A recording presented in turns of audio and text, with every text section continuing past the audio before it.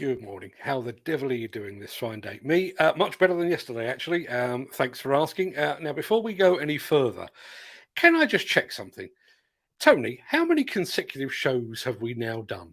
And that's the largest 180!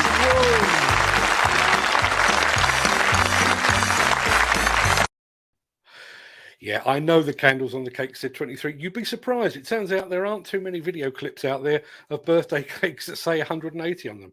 But 180 shows. That's equivalent to about 47 hours of this nonsense. 2 entire days and nights of me blathering on. So before you start to question what you're doing with your mornings, let's roll the intro and get this show on the road.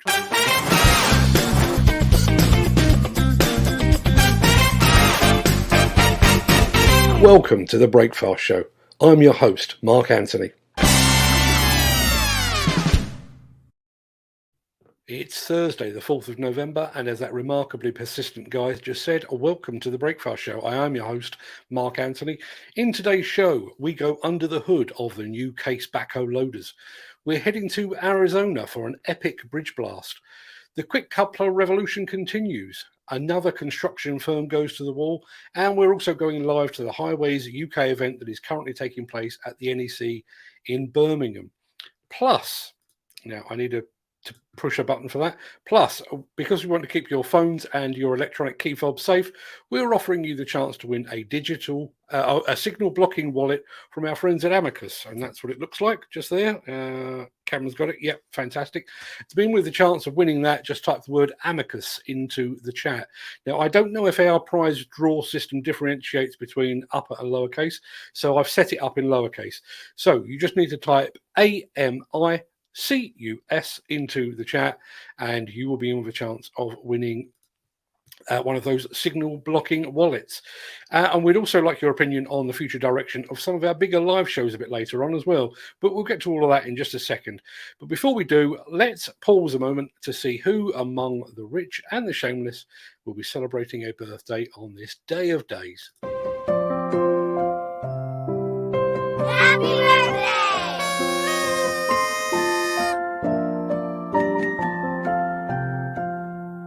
And it's many happy returns to American news anchor Walter Cronkite, to actor Matthew McConaughey, and to Portuguese football star Luis Figo. And far more importantly, a very happy birthday to one half of the most underrated songwriting duos in the world, Mr. Chris Difford of Squeeze. Many happy returns to them, one and all.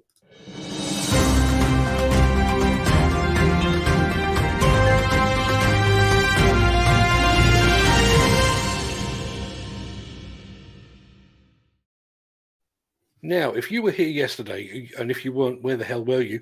You might recall that our roving reporter Peter Haddock was at the Birmingham NEC for the Highways UK exhibition and conference. Well, he's obviously enjoying himself because he's still there. Let's see what he's up to just as soon as we've played his theme tune.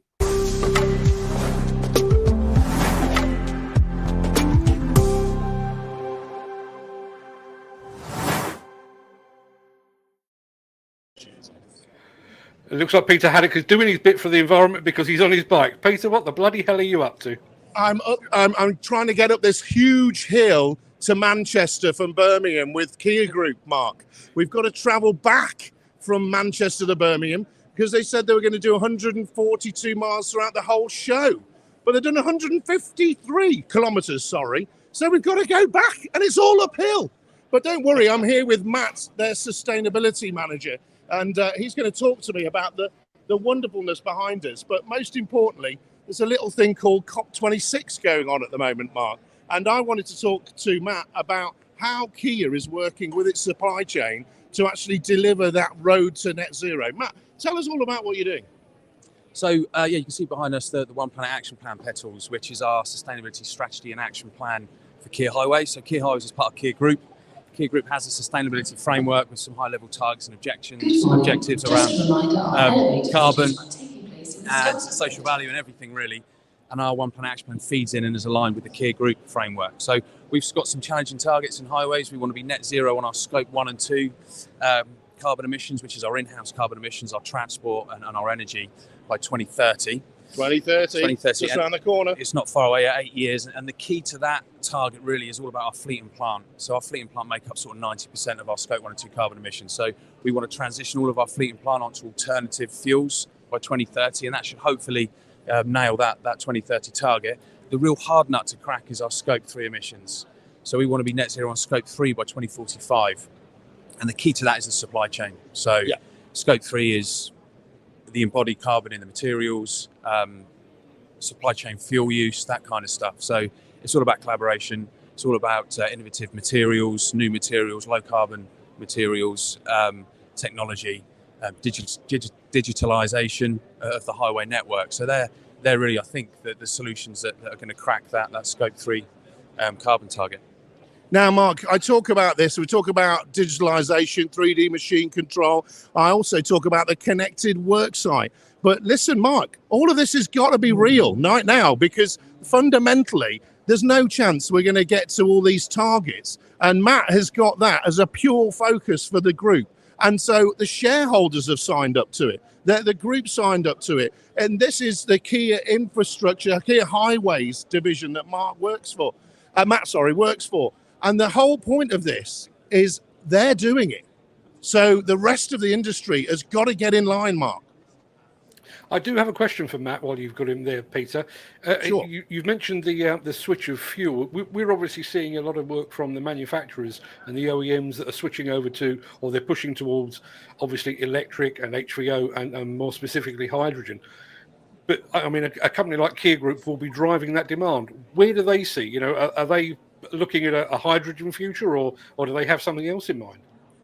Right, Matt. So Mark's basically asking alternative fuels. You know, do you see a future? Is it HVO, electric? Do you even see hydrogen coming into that space? What are your thoughts? I think all of it, to be honest with you. I mean, what we've basically discovered is that electric's great for our small vans and our cars. The technology's not there for our bigger vehicles, our heavy goods vehicles, our HGVs.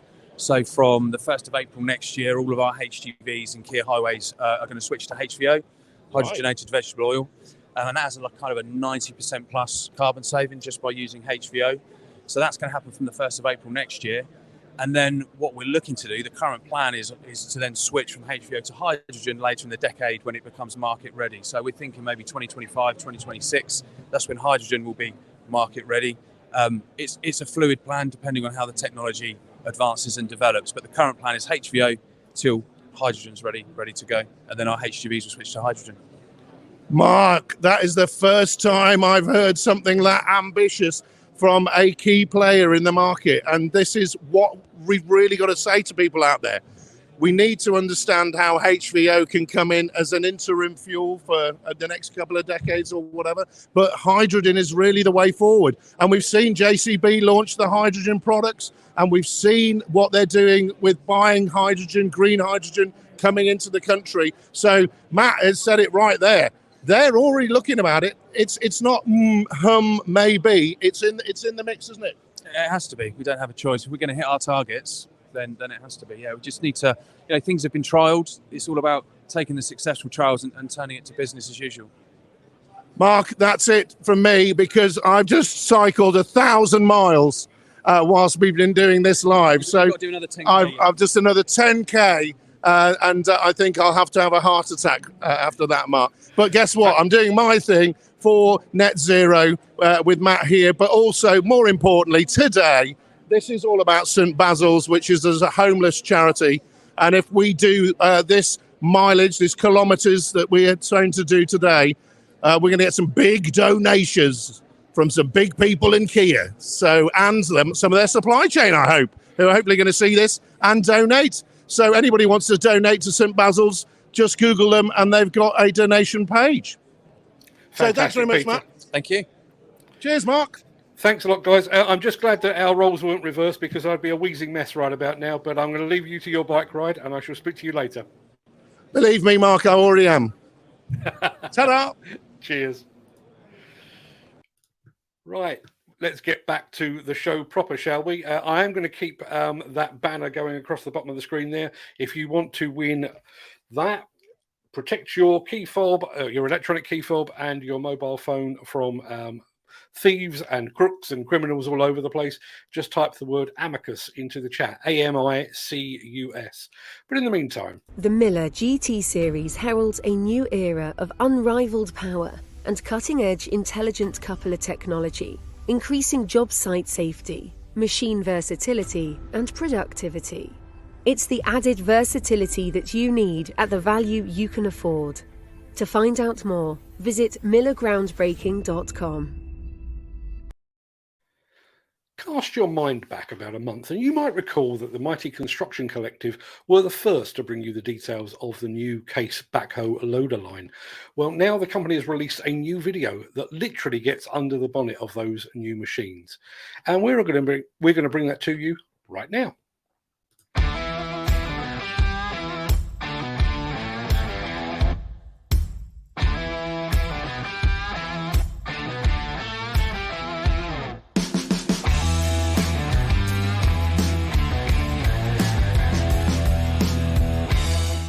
Hello everyone, I'm Umberto Celestini, backhoe loader product manager, and welcome to the Case SV Series walk around.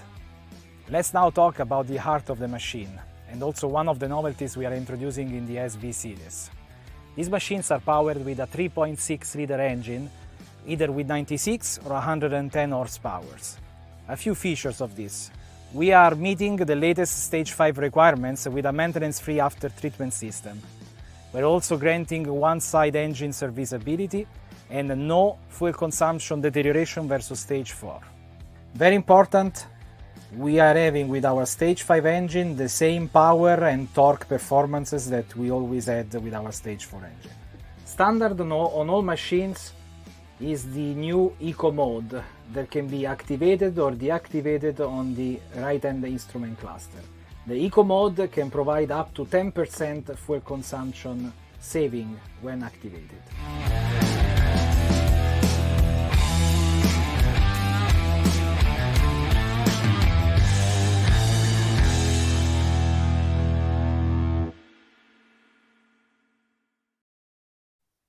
They are some terrific machines. Now, don't forget, there's still time to win yourself a digital blocking wallet from our friends at Amicus Insurance. Just type the word Amicus, AMICUS, in the chat, and you will be entered immediately into that prize draw.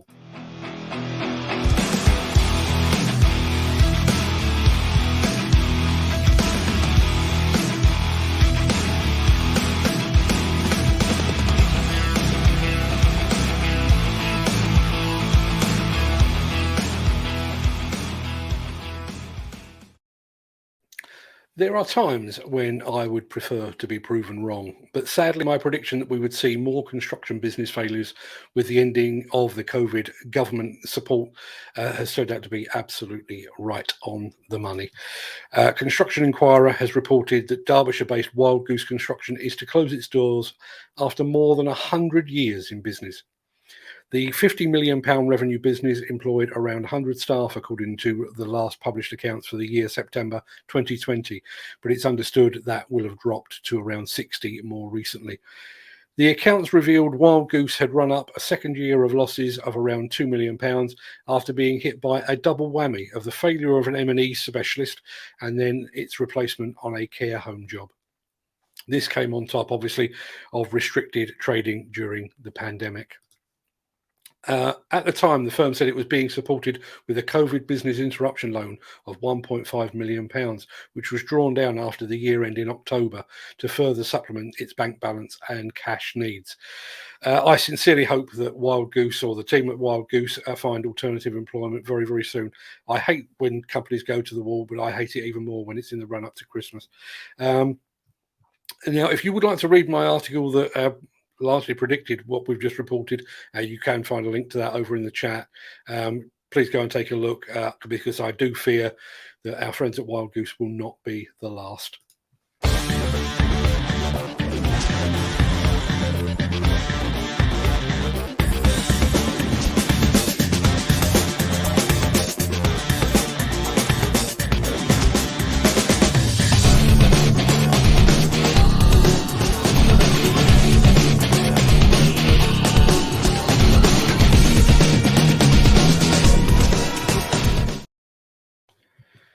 Automatic quick couplers have changed the demolition landscape perhaps more than any other item of equipment.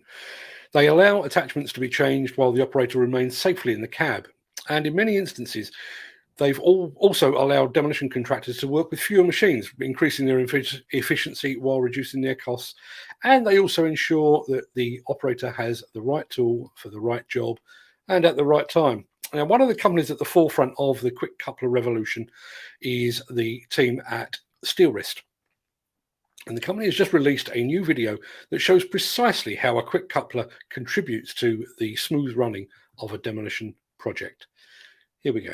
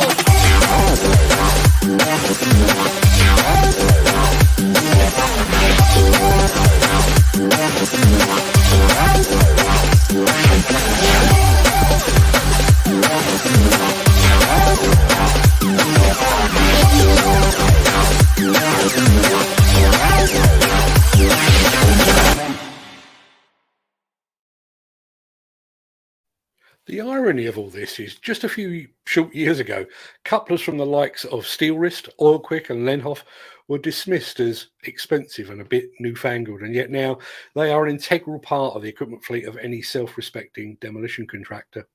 Axoft and Svantec are your high-end partners for noise, vibration, dust and air quality systems, sensors and software. To find out more, visit axoft.co.uk or call 01234 639 550. We'll be drawing for the winner of the signal blocking wallet in just a few moments. That's what it looks like. Let's get the camera angle right. Yeah, that's what it looks like. So be sure to type the word Amicus, AMICUS, into the chat while our next clip is playing. But first, those fine folks at Controlled Demolition Inc., or CDI to their friends, have been at it again. And this time, they have turned their explosive attention to the Pinto Creek Bridge that crosses the Rattlesnake Canyon in Arizona. Here's the clip. Here we go. 10, 9, 8, 7, 6, 5, 4, 3, 2, 1, fire.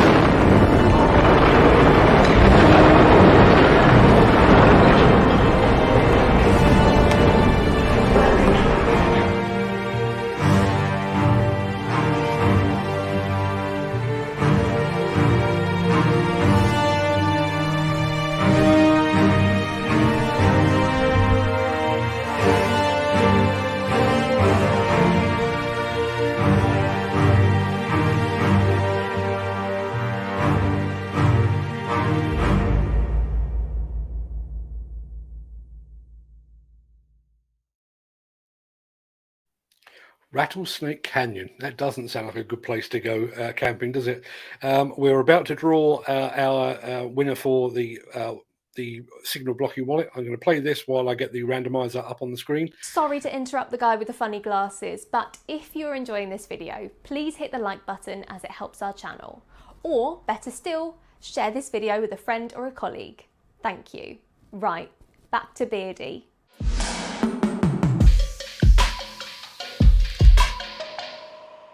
Right, hopefully the draw will work. Let's press the button and see who has won the signal blocking wallet from our friends over at Amicus Insurance.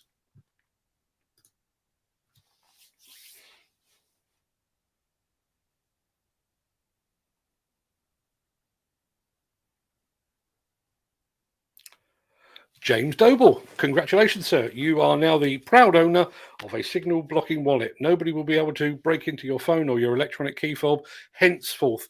I'll contact you after the show, James, to get your contact details, and I'll get that in the post for you today. And thanks very much indeed for taking part. Just to let you know, I'm going to be offering the chance for another couple of people to win. I've actually got two more, but the draw system that we use here only allows one draw at a time. So I will be doing another draw at some point in the future. And just to let you know, we are also planning to do another of our big giveaway shows. Probably do that in the run up to Christmas, because some of the stuff that we've got to give away, like hats and T-shirts. I think we've got a jacket as well somewhere. We've got some books as well, all of which might make ideal gifts, which, given the current climate, the economic climate out there, we might actually save you a few quid in the process. We'll run up our postal costs no end, but it will save you a few quid. So all part of the service. Now, before I go, I do need your help with something. I know it's only just November, but we're already looking ahead to the new year and to expanding our output of video shows. Obviously, the Daily Breakfast Show will take a short break during the festive period because the news generally dries up around about that time anyway. But we're planning to produce a series of bigger nighttime shows based around certain themes. And that's where we'd like your help. We'd like your thoughts on what those themes should be. Now, on the one hand, we could do the obvious and go for equipment-based shows. So we could do an excavator show, we could do a compact equipment show, we could do an attachment show, all of which is perfectly doable. And I'm sure I'd enjoy doing them. I'm sure you'd enjoy watching them as well. Alternatively, we could do issues. So we could do things on maybe technology, the environment, training, gender diversity, that sort of thing. Or I guess we could do a mix of the two. So which would you prefer? Can you just type either equipment, or just type equipment, issues, or both in the chat, and we'll use that to target our future output. We're actually running this as a poll over on our members only area. Now, as of this morning, I do actually have a thing that signals that. There you go. That's what our members area is all about. It does offer you exclusive content, exclusive merch, and exclusive giveaways as well. You can find us over at patreon.com/demolition news. That's Patreon, Patreon. .com/demolition news. That pretty much wraps up the show for today. I'll be back here on the usual time and usual place for more of this old stuff and nonsense, the 181st show. I'll roll the outro in just a second before leaping gazelle-like over into the chat to see what you've all got to say for yourselves. But in the meantime, have a great day. Stay safe. Look after yourself, your family, your friends, and your colleagues. And I'll see you again very, very soon.